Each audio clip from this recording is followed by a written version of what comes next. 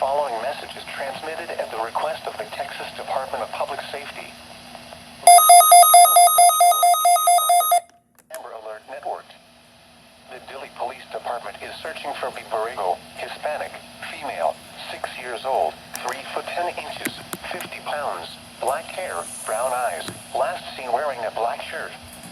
The DILLEY Police Department is also searching for BORREGO, Hispanic, female, 8 years old, 4 foot even, 52 pounds, black hair, brown eyes, last seen wearing a pink t-shirt and blue jeans.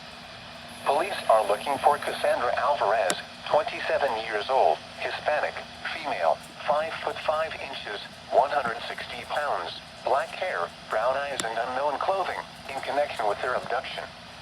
The suspect is driving a maroon Mazda 3, bearing UNKOWN, Texas temporary tags. The suspect was last seen in DILLEY, Texas. Law enforcement officials believe these children to be in grave or immediate danger. If you have any information regarding this abduction, call the DILLEY Police Department at 830-965-2113. News media point of contact is DILLEY Police Department at 830-965-2113. End of message. Oh my god, I just got a new alert. Severe thunderstorms.